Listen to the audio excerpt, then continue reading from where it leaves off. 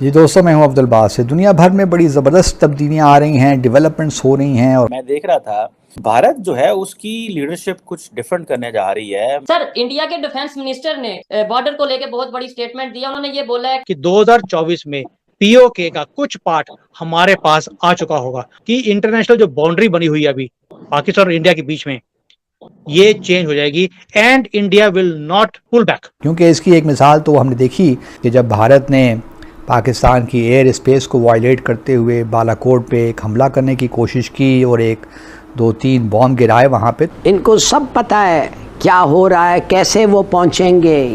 आप अपने लोगों से, अपने लीडर से पूछें। तो ये मंजरनामा देखते हुए कितना घुमसान का रन पड़ने वाला है, या सूरत हाल इस नहज तक पहुंच चुकी है कि आने वाले दिनों के अंदर ये जो खलीज है इसमें इजाफा होगा, ये जो दावे किए जा रहे हैं इनमें ज्यादा इजाफा हो जाएगा। ये खबर इसलिए इस वक्त ये इतनी दिलचस्प है और इतनी अहम है कि ये उस बंदे के मुंह से हम सुन रहे हैं। बीजेपी की एक खासियत रही है रोहित भाई, जो बोला है वो किया है, और यही चिंता का विषय है पाकिस्तान के लिए भी।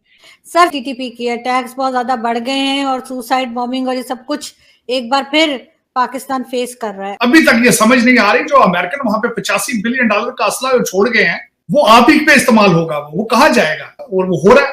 आज भी पेशावर के अंदर जो है एक हफ्ते के अंदर कारगिल विजय दिवस पे हमारे रक्षा मंत्री राजनाथ सिंह ने एक बयान दिया जिसमें उन्होंने कहा कि अगर जरूरत पड़ी तो हम एलओसी को पार करेंगे। और उनके इसी स्टेटमेंट को लेकर पाकिस्तान की मीडिया और पाकिस्तान के जो पैनलिस्ट हैं, जो जर्नलिस्ट हैं, उनमें काफ़ी ज़्यादा हलचल है, उनमें काफ़ी ज़्यादा खौफ का माहौल है और इसके बाबत अलग अलग तरह की बातें की जा रही हैं, जैसा कि आपने अभी इन क्लिप्स में देखा। सुनते हैं इस पूरी परिचर्चा को। सर, सबसे पहले बात करेंगे टीटीपी की अटैक्स बहुत ज्यादा बढ़ गए हैं और सुसाइड बॉम्बिंग और ये सब कुछ एक बार फिर पाकिस्तान फेस कर रहा है, क्योंकि अफगानिस्तान ने तो साफ पाकिस्तान को जवाब दे दिया है कि जी आप जाने और टीटीपी जाने। देखिए, मैं इसको ब्लेम तो करूंगा पाकिस्तान की हिफाजत करने वाले इदारों को करूंगा। इन्हीं लोगों को मेहमान बना के दोबारा लाने की कोशिश की गई। हालांकि अभी तक ये समझ नहीं आ रही जो अमेरिकन वहां पे $85 बिलियन का असला जो छोड़ गए हैं वो आप ही पे इस्तेमाल होगा, वो कहाँ जाएगा, और वो हो रहा है। मैं अफसोस के साथ ये कहूंगा कि एक हफ्ते के अंदर ये दूसरा अटैक हुआ है और किया जा रहा है लॉ इन्फोर्समेंट एजेंसी पे। वहां पे जो एक असिस्टेंट एसएचओ है हनान आफरीदी जो है उसको शहीद किया गया है, और ये दूसरा अटैक है। पहले अटैक के अंदर 3 पुलिस वाले और एक ये अभी जो है 5 पुलिस वाले जो है इसमें वो शहीद हुए हैं।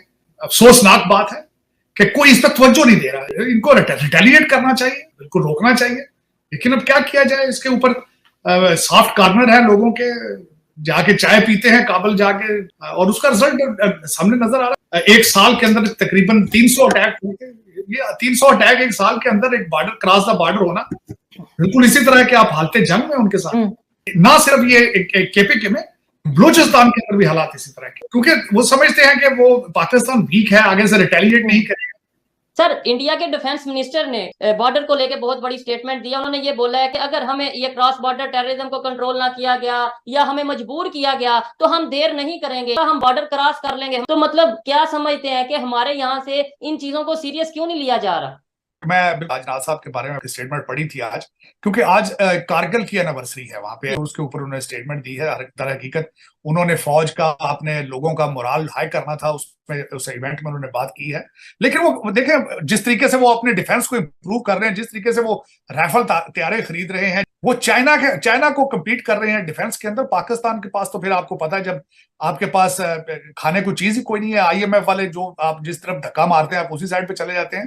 दर हकीकत फिर वो दे सकते हैं बयान, they are in a position to do it, create की है आप। अब एक चीज तो श्योर है, भारत में एक चीज श्योर है, जब मोदी जी हैं और इन्होंने जो जो मैनिफेस्टो में बात करी थी वो इन्होंने पूरी करी है, और यही चिंता का विषय है पाकिस्तान के लिए भी। अभी जो जो काम इन्होंने कहे थे, they are working on it. एक ही काम रह गया, वो है हम पीओके वापस लेकर रहेंगे।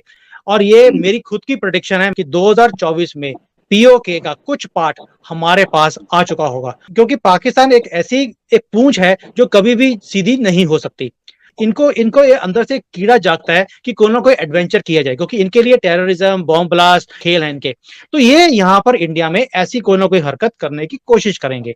और इस बार ये जो जवाब है वो इस तरह से दिया जाएगा कि इंटरनेशनल जो बाउंड्री बनी हुई है अभी पाकिस्तान और इंडिया के बीच में, ये चेंज हो जाएगी and India will not pull back. इस बार बॉर्डर पार होगा ही होगा, और इसकी इंडिकेशन राजनाथ जी ने दी है। बीजेपी की एक खासियत रही है रोहित भाई, जो बोला है वो किया है, और बेशक पूरी दुनिया हमारे अगेंस्ट हो जाए, और अगर राजनाथ सिंह जी ने बोला है ये चीज, that means this is Modi ji language. इस स्टेटमेंट की वैल्यू और क्यों बनती है? अभी आपको याद होगा जब यूएसए में जॉइंट स्टेटमेंट था, जब मोदी जी वहां पे गए थे अमेरिका में, तब बात हुई थी कि पाकिस्तान के कंट्रोल के अंदर जो जगह है वहां से टेररिज्म बंद करना पड़ेगा। अब आप देखिए, आज तक कभी भी अमेरिका ने ये नहीं बोला आपके कब्जे में जो जगह है, हमेशा यही था कि पीओके उनका पार्ट है। उन्होंने हमेशा इस चीज को बढ़ावा दिया। पहली बार उनके कब्जे में जगह में जो पीओके है वहां से टेररिज्म टॉलरेट नहीं किया जाएगा। दैट मींस अब अमेरिका का भी स्टेटमेंट चेंज होना शुरू हो गया towards PoK. They do not treat it as part of Pakistan. And ये राजनाथ जी की जो स्टेटमेंट है वो उसी सपोर्ट के कारण है। आपने दहशतगर्दी को जब एक अपना कारोबार बनाया, अब आप उससे निकलना चाहते हैं। वो कहते हैं मैं कंबल छोड़ता हूं, कंबल मुझे नहीं छोड़ता। आज भी पेशावर के अंदर जो है, एक हफ्ते के अंदर 2 पुलिस वालों के ऊपर अटैक हुए। एडिशनल एसएचओ था पेशावर में और वो शहीद हुआ है। आज 5 आपके पुलिस वाले शहीद हुए हैं।